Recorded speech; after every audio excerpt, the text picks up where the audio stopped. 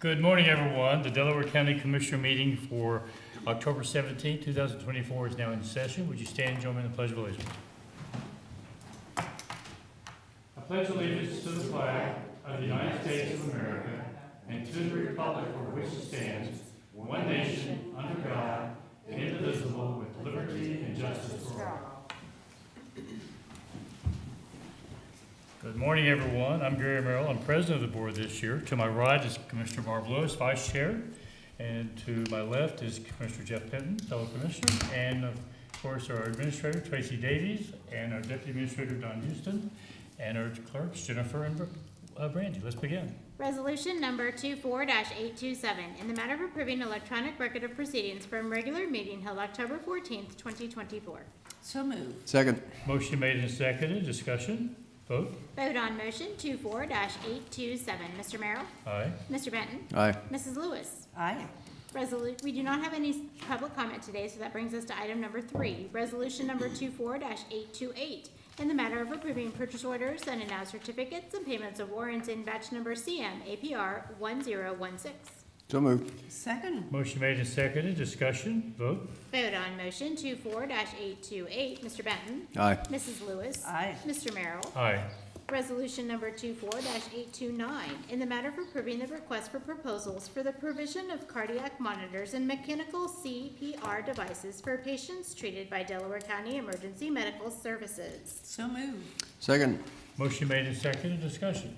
Good morning, Commissioners. Jeff Fischel, Director of EMS, Delaware County. I'm here requesting approval of RFP for cardiac monitors and mechanical devices, and I'm here to answer any questions you might have. The only question I got is what's the time frame to get the whole process done with the RFPs? So the time, the time frame, obviously the advertisement of it will go out rather soon, and then second quarter next year is when we're looking for awarding the package to somebody. Okay. How long till they would be installed?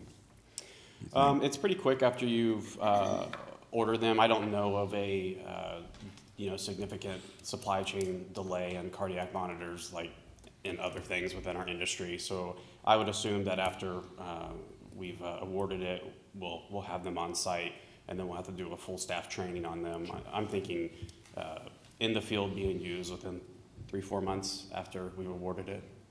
Okay. But I'll know more once we actually pick a specific vendor in case one of them does have a delay that the others don't. What do we have now, Jeff? Like, what is it?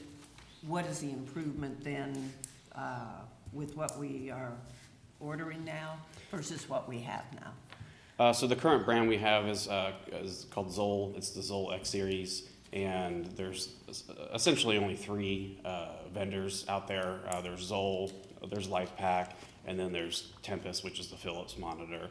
And the Zoll monitors that we have are roughly 8 years old at this point, and Zoll themselves has done significant upgrades on their monitors. And then when this was actually awarded to Zoll back then, the other 2 vendors have now come out with brand new monitors since then. So these are monitors that weren't even available back when the original bid and award was given 8 years ago. The same with the CPR devices. There's just been significant technological and mechanical upgrades to the systems. Okay, good. Thank you. I'm going to call for vote, but I do have a question for you after we vote on this. Go ahead, let's call for vote. Vote on motion 24-829. Mrs. Lewis? Aye. Mr. Merrill? Aye. Mr. Benton? Aye. I know there's been some emails back and forth. Just maybe update us on the collection from the insurance coverage Soft and how that's going to Sure.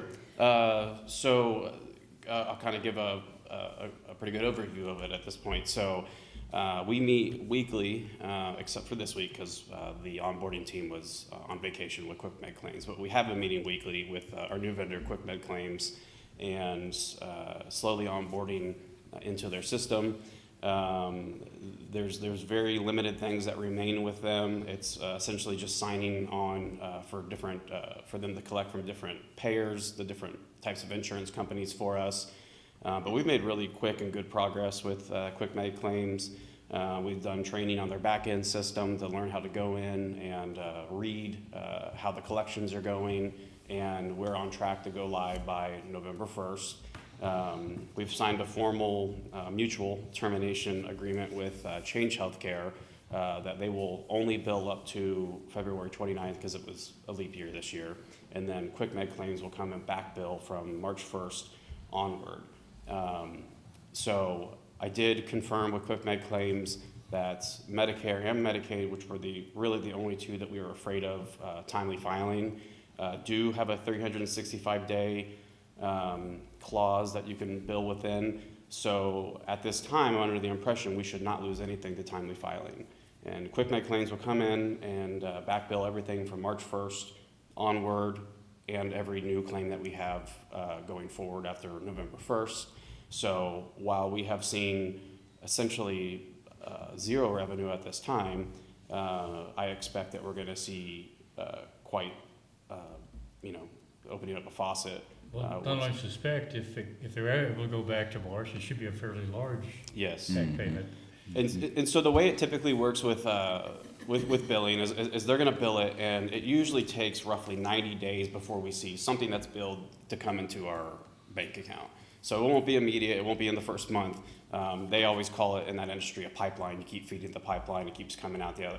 And so it's going to take a couple months until we see it, but then it's going to be continuous. Obviously, it'll slow down a little bit and go to our normal amounts once they've finished up that back billing.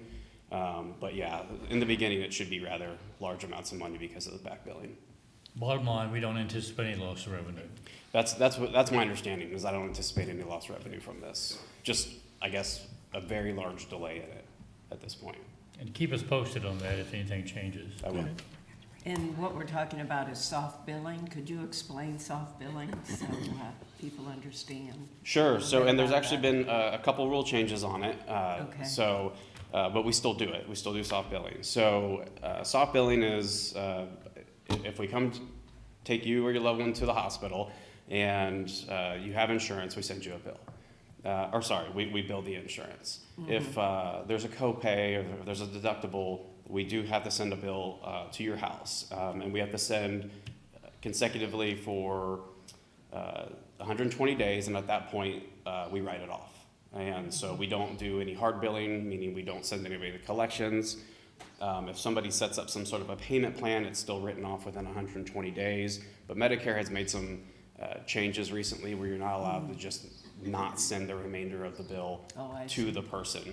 Okay, because that is a change Yes. from the past. Yeah. So, because it used to be when we first signed on with billing that you could not do that. That's not allowed anymore. So there will be a bill that will go. If somebody does get a bill, they do have the ability to quote unquote ignore it. It will be written off within 120 days. That's how it's written into our billing policy that the billing vendor has. We do not send anybody to collections. And if somebody doesn't have insurance, it's the same thing. They would receive the bill, however, it would be written off within 120 days. And that accounts for in-county, out-of-county, county resident, out-of-county resident, same thing. Okay, thank you. Yeah. Very good. Appreciate the update. And with that, I believe it brings us to administrative reports. Thank you. Thank you. Thank you. Nothing today, thank you. Don, I know you have something for us. I huh? do today. Dawn Houston, Deputy Administrator, and I attended the Transit Board meeting yesterday evening, and Scott Brown with State Auditor Faber's office was there and presented DCT with State Auditor Award for their clean audit.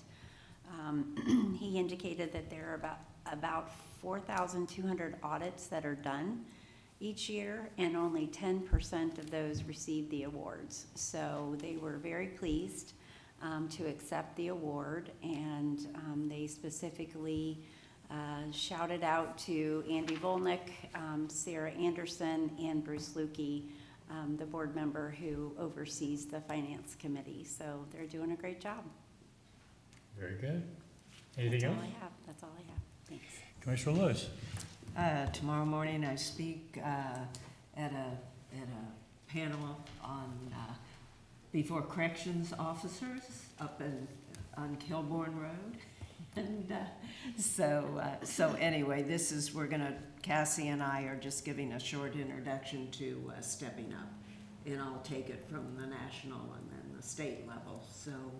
So it is part of their CIT training, that is how to treat people with mental health challenges. So, and corrections officers are the ones that are in our jail.